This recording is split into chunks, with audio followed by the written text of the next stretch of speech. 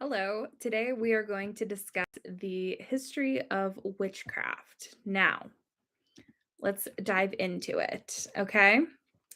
In the early days, when Christianity was slowly growing in strength, the old religion, also known as Wiccans and other pagans, was one of the church's biggest rival. Now, how do we get rid of a rival? The church held nothing back in getting rid of its rival. It has frequently been said that the gods of the old religion became the devils of the new religion. This was the case of the gods of the old religion because they were known as a horned god. So was the church's devil. This is how Wiccans and paganism became known as Satan worshippers. This type of thought process is still pushed by the churches today. The devil is purely Christian invention. There is no mention of him before the New Testament. The church was extremely harsh on its people. Symbolism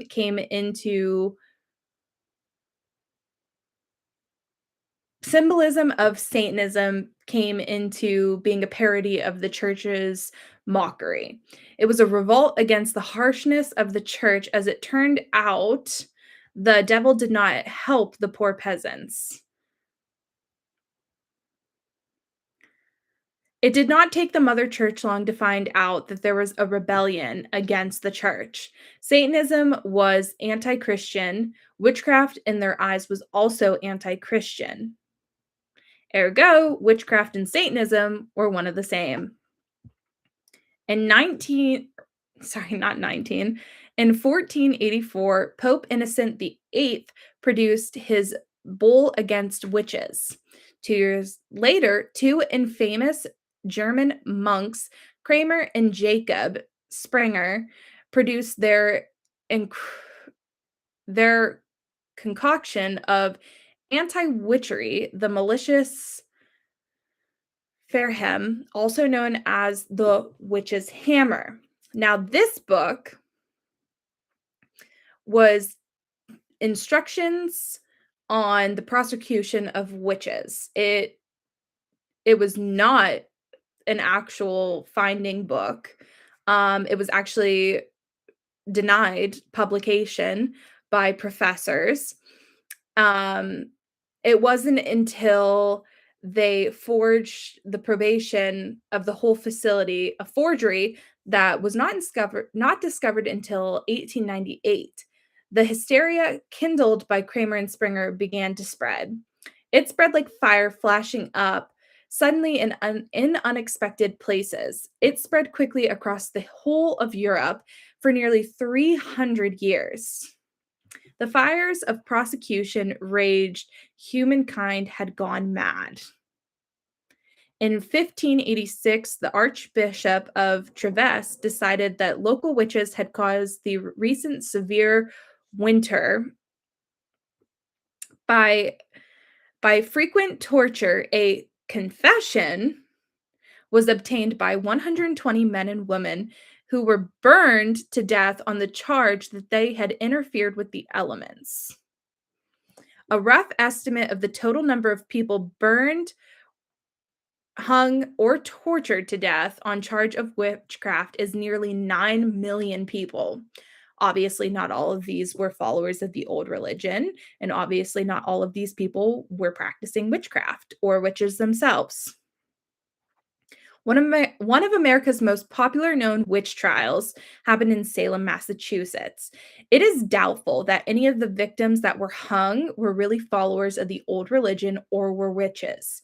It is possible Bridget Bishop and Sarah Good were witches, but the others were nearly pillars of the local church that were caused by the hysterical children that cried out upon these people who were accused of witchcraft. In 1604, King James the First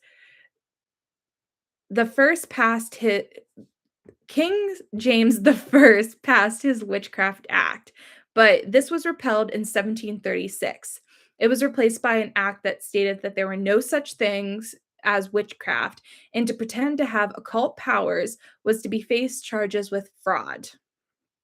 By the late 17th century, the surviving members of the craft had gone underground into hiding for the next 300 years.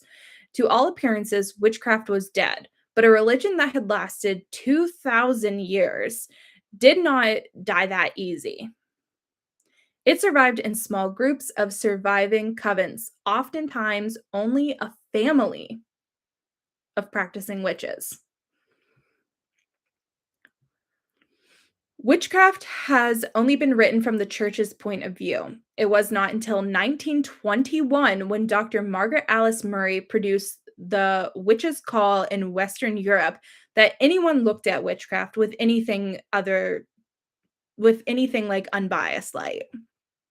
Dr. Murray studied the records of the trials of the Middle Ages, picked up the clues that seemed to her to dictate that there was a definite organized pre Christian religion behind all the hogwash of the Christian allegations. She enlarged her views in a second book called The God of Witches in 1931.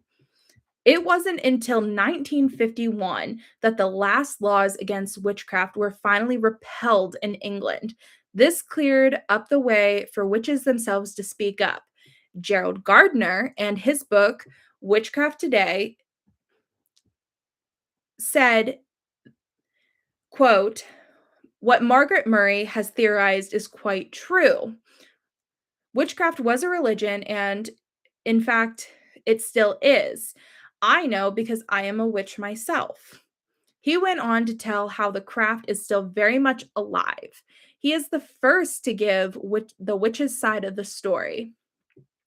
In April of 1974, the Council of American Witches adopted a set of principles of Wiccan beliefs. There are 13 principles, and I myself follow these principles. This is just the beginning of our witch history. I plan on reading the Salem witch trials.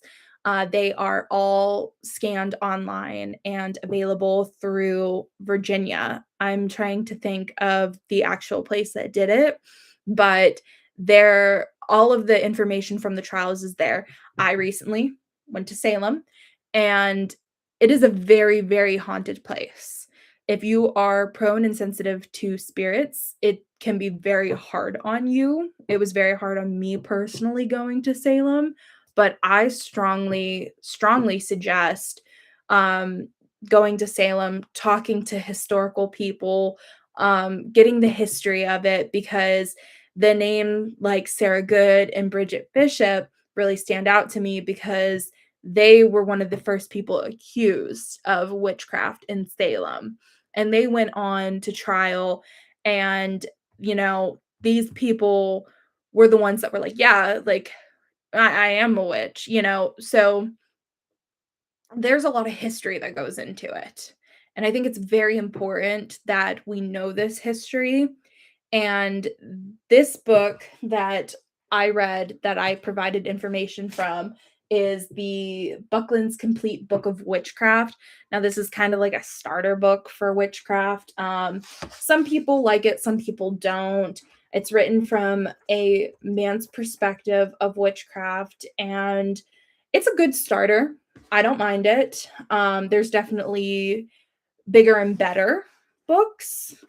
Um, but I'm looking to kind of educate because a lot of people are very against the occult, and uh, that's something I struggle with today, is explaining to people when they come to my booth whenever I'm doing stands, is everybody thinks I'm a Satan worshiper, and I have to go through the whole spiel of I'm not a Satan worshiper, that's actually not in fact what I practice, and that's kind of like a not real thing, because I personally don't believe in Satan, and I also don't believe in hell, and I'm perfectly happy with that. But yeah, this is going to be so exciting. I can't wait to take you guys along on the journey. And we're going to start reading more stuff and diving into the education of it a bit more. We'll discuss different forms of the practice, different types of witches, the difference between witchcraft, paganism, Wiccans, all of that.